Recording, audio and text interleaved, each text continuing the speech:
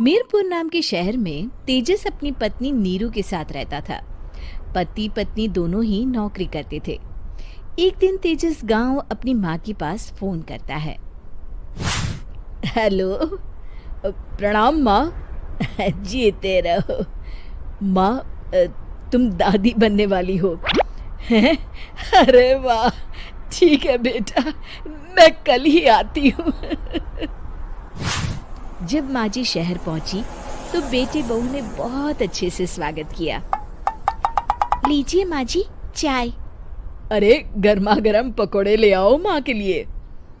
नीरू रसोई में गई और 2 मिनट में ही पकोड़े ले आई। जी ये लीजिए। बहू जादू से बनाए हैं क्या?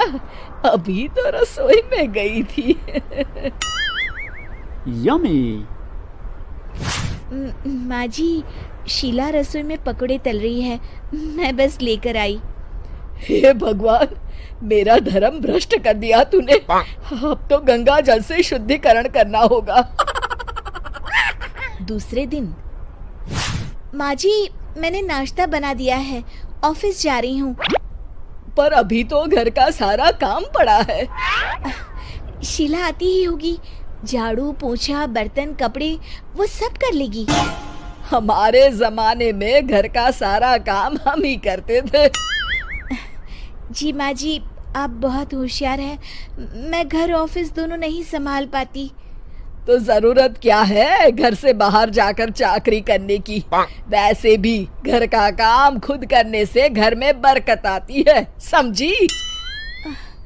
पर माँ जी। पर वर कुछ नहीं, इस महीने की पगार मिले फिर ऑफिस बंद है। हाँ। रात को नीरू तेजस से कहती है, सुनिए जी, माँ जी बोल रही थी कि मैं नौकरी छोड़ दूं। वैसे ठीक ही तो है, अभी तुम्हें आराम की जरूरत है। फिर भी आराम कहाँ, शीला को छुड़ाने के लिए बोल रही थी। तो अब 24 घंटे में इतना काम तो कर ही सकती हो। पर जॉब पसंद है मुझे, घर पर मन नहीं लगेगा। अगले दिन जब दोनों ऑफिस के लिए निकल रहे थे, मेरी तो कोई कीमत ही नहीं है इस घर में। माँ जी, आजकल महंगाई बहुत है, रहन सहन भी बदल गया है, दोनों नौकरी करते हैं तभी ठीक रहता है। अच्छा, तू कहना क्या चाहती है? मेरा बेटा तुझे बिठा के खिला नहीं सकता? तू ही इस घर का खर्च चला रही है, हैं? नहीं माँ जी, मेरा वो मतलब नहीं था। मतलब खूब समझती हूँ, ये बाल धूप में सफेद नहीं किए मैंने। हाँ। अब तो ये रोज का काम हो गया था। तेजस भी रोज की झिकझिक से परेशान हो गया था। एक दिन उसने कहा, नीरू, वैसे भी तुम्हें मैटरनिटी लीव मिलने वाली है, तो अभी से ही छुट्टी ले लो। पर क्या, मेरी सैलरी अच्छी खासी है। आखिर नीरू ने रिजाइन कर दिया। जब बच्चा हुआ तो घर में सब बहुत खुश हुए। कुछ दिनों बाद तेजस फाइल देख रहा था। क्या हुआ तेजस, कुछ परेशान लग रहे हो? हाँ, वो हमारी जितनी सेविंग्स थी वो तो हॉस्पिटल में और छठी के फंक्शन में खत्म हो गई है नीरू।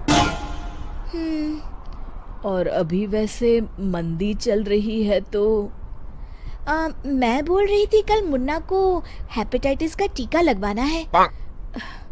नीरू, क्या पोस्टपोन नहीं कर सकते? नहीं जी, बिल्कुल नहीं। अब तेजस को समझ में आ रहा था कि उससे गलती हुई है। पैसों की कमी का असर घर के माहौल पर भी पड़ रहा था। अगले दिन, बेटा मेरा चश्मा और ये दवाइयाँ ले आना, पर्चा देते हुए माँ जी ने कहा। जी। तेजस, मुन्ना के लिए दूध का डिब्बा और डायपर भी ले आना, और ये किराने के सामान की लिस्ट है, इसे भी लाना है। तेजस गुस्से में लिस्ट मरोड़कर फेंकता है और चिल्लाता है, पैसे क्या पेड़ पर उगते हैं? ये ले आना, वो ले आना। अरे पर ये जरूरत का सामान ही है। वो गुस्से में बिना कुछ कहे ऑफिस चला गया। अरे लंच तो ले जाइए। नीरू दौड़कर डिब्बा पकड़ाती है। एक दिन खाना खाने के बाद, नीरू, अब तो मुन्ना कुछ बड़ा हो गया, तो अब तुम वापस ज्वाइन कर लो ना जॉब। पर इस रिसेशन में जॉब मिलना बहुत मुश्किल है। ट्राई तो करो। फिर मुन्ना, माँ जी है ना, और एक फुल टाइम मेड भी लगा लेंगे।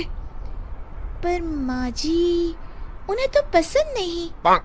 तभी माँ जी वहाँ आ जाती है और प्यार से नीरू के सर पर हाथ फेरते हुए बोलती है, अब मेरी समझ में आ गया बहू, पहले के और अब के समय में अंतर है। तुम काम शुरू करो, मुन्ना की जिम्मेदारी मेरी। मेरी प्यारी माँ जी। ये कहकर नीरू उनके गले लग गई। शिक्षा, परिवर्तन संसार का नियम है, हमें भी समय के साथ चलना चाहिए। उम्मीद है कि आपको हमारी ये कहानी पसंद आई होगी। कृपया हमारे चैनल को सब्सक्राइब करें और सभी अपडेट्स के लिए बेल आइकन जरूर क्लिक करें। और हाँ, वीडियो लाइक और शेयर करना मत भूलिएगा। Bye bye.